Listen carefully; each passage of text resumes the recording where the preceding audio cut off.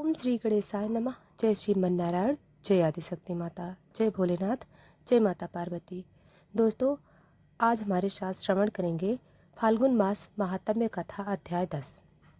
तो आइए सुनते हैं फाल्गुन मास का 10वां अध्याय। श्री जी आगे कहते हैं, ध्रुव के पितामह स्वयंभू मनु ने देखा कि विचित्र रथ पर चढ़े हुए ध्रुव अनेकों निरपराध यक्ष को मार रहे हैं, तो उन्हें उनके ऊपर बहुत दया आई। वे बहुत से ऋषियों के साथ लेकर वहां आए और अपने पुत्र ध्रुव को समझाने लगे। मनु जी ने कहा, बेटा, बस अधिक क्रोध करना ठीक नहीं है। यह पापी नरक का द्वार है। इसके बसीभूत होकर तुमने निरपराध यक्ष का वध किया है। तुम जो निर्दोष यक्ष के सहार पर उतर रहे हो, यह हमारे कुल के योग्य कर्म नहीं है। साधु पुरुष इसकी बड़ी निंदा करते हैं। बेटा, तुम्हारा अपने भाई पर बड़ा अनुराग था, यह तो ठीक है, परंतु देखो, इसके वध से संतप्त होकर तुमने एक यक्ष के अपराध करने पर प्रसंगवश कितनों की हत्या कर डाली। इस जड़ शरीर को ही आत्मा मानकर उनके लिए पशुओं की भांति प्राणियों की हिंसा करना, यह भगवत सैवी साधु जनों का मार्ग नहीं है। प्रभु की आराधना करना बड़ा कठिन है, परंतु तुमने तो लड़कपन में ही संपूर्ण भूतों के आश्रय स्थान श्री हरि का सर्व भूतात्मा भाव से आराधना करके उनका परम पद प्राप्त कर लिया है। तुम्हें तो प्रभु भी अपना प्रिय भक्त समझते हैं तथा भक्त जन भी तुम्हारा आदर करते हैं। तुम साधु जनों के पथ प्रदर्शक हो, फिर भी तुमने ऐसे निंदनीय कर्म कैसे किया। सर्वात्मक तो अपने से बड़े पुरुषों के प्रति सहनशीलता, छोटों के प्रति दया, बराबर वालों के साथ मित्र और समस्त जीवों के साथ क्षमता का बर्ताव करने से प्रसन्न होते हैं, और प्रभु के प्रसन्न हो जाने पर पुरुष प्राकृत गुण और उनके कार्य रूप लिंग शरीर से छूटकर परमानंद स्वरूप ब्रह्म पद प्राप्त कर लेता है। बेटा ध्रुव, देदी के रूप में परिणित रूप पंचभूतों से स्त्री पुरुष का आविर्भाव होता है और फिर उनके पारस्परिक समागम से दूसरे स्त्री पुरुष से उत्पन्न होते हैं।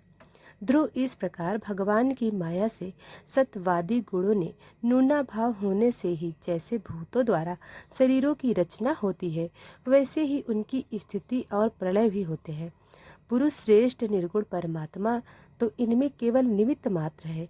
उसके आशय से यह कार्य करणात्म जगत उसी प्रकार भमता रहता है जैसे चुंबक के आशय से लोहा काल शक्ति के द्वारा क्रमशः सत्यवादी गुणों से शोभ होने से लीला में भगवान की शक्ति से सृष्टि आदि के रूप में विभक्त हो जाती है। अतः भगवान अकता होकर भी जगत की रचना करते हैं और संहार करने वाले न होकर भी इसका संहार करते हैं। सचमुच उन अनंत प्रभु की लीला सर्वथा अंचितनीय है। ध्रुव के ऐसे कार्य स्वरूप अब ये परमात्मा ही स्वयं अंत रहित होकर भी जगत का अंत करने वाले हैं तथा अनादि होकर भी सबके आदि करता हैं। वे ही एक जीव दूसरे जीव को उत्पन्न कर संसार की सृष्टि करते हैं तथा मृत्यु के द्वार मरने वाले को भी मरवा कर उसका संहार करते हैं। वे काल भगवान संपूर्ण सृष्टि के समान से अनूप, जिसका ना तो मित्र पक्ष है और ना शत्रु पक्ष। जैसे वायु के चलने पर धूल उसके साथ साथ उड़ती है, उसी प्रकार समस्त जीव अपने अपने कर्मों के अधीन होकर काल की गति का अनुसरण करते हैं। अपने अपने कर्मानुसार सुख दुख आदि फल भोगते हैं। सर्वसमर्थ श्री हरि कर्म बंधन में बंधे हुए जीव की आयु वृद्धि और क्षय का विधान करते हैं, परंतु वे स्वयं इन दोनों से रहित और अपने स्वरूप में स्थित है। राजन, इन परमात्मा को ही मीमांस लोक कर्म, चार्वक स्वभाव, वैशाख मता, अलंबी काल, ज्योतिष देव और काम शास्त्री काम कहते हैं। वे किसी भी इंद्रिय प्राणी के विषय में नहीं है। मतादि अनेक शक्तियां भी उन्हीं से प्रकट हुई हैं। वे क्या करना चाहते हैं, इस बात को भी संसार में कोई नहीं जानता। फिर अपने मूल कारण उन प्रभु को तो जान ही सकता है। बेटा, एक कुबेर के अनुचर तुम्हारे भाई को मारने वाले नहीं है, क्योंकि मनुष्य के जन्म मरण का वास्तविक कारण तो ईश्वर है। एकमात्र वही संसार को रचता है, पालता है और नष्ट करता है, किंतु अहंकार शून्य होने के कारण इसके गुण और कर्मों से वह सदा निर्लेप रहता है। वे संपूर्ण प्राणियों के अंतर आत्मा, नियंता और रक्षा करने वाले प्रभु ही अपनी माया शक्ति से युक्त होकर समस्त जीवों का सृजन, पालन और संहार करते हैं। जिस प्रकार नाक में नकेल पड़े हुए बैल अपने मालिक का बोझ ढोते रहते हैं, उसी प्रकार जगत की रचना करने वाले संगीत ब्रह्म देवी माता के वाक बाड़ों से मरमोह होकर माँ की गोद छोड़कर वन को चले गए थे।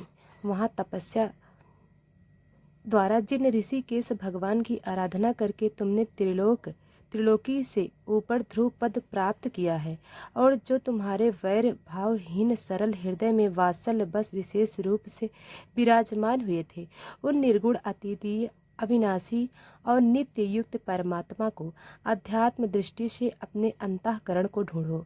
उनमें यह भेद भाव में प्रपंच न होने पर भी प्रतीत हो रहा है कि ऐसा करने से सर्वशक्ति संपन्न परमानंद स्वरूप सर्वत्यामी भगवान अनंत में तुम्हारी सुदृढ़ भक्ति होगी, और उसके प्रभाव से तुम मैं मेरे पन के रूप में दृढ़ हुई अविद्या का गांठ को काट डालोगे।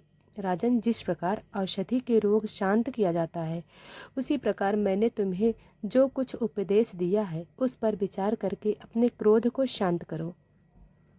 कल्याण मार्ग का बड़ा ही विरोधी है। भगवान तुम्हारा मंगल करे। क्रोध के वशीभूत हुए पुरुष से सभी लोगों का बड़ा भय होता है।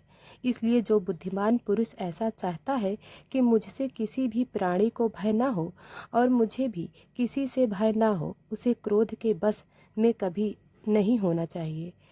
तुमने जो यह समझकर कि मेरे भाई के मारने वाले हैं, इतने यक्ष का संहार किया है, इससे तुम्हारे द्वारा भगवान शंकर की सखा कुबेर जी का बड़ा अपराध हुआ है। इसलिए बेटा, जब तक कि महापुरुषों का तेज हमारे कुल को आक्रांत नहीं कर लेता, इसके पहले विनम्र भाषण विनय के द्वारा शीघ्र उन्हें प्रसन्न कर लो। इस प्रकार स्वयंभू मनु ने अपने पत्र ध्रुव को शिक्षा दी। तब ध्रुव जी ने उन्हें प्रणाम किया। इसके पश्चात वे महर्षि के सहित अपने लोक को चले गए। तो इसी के साथ यह अध्याय समाप्त हुआ। अब आगे की कथा हम कल सुनाएंगे। धन्यवाद।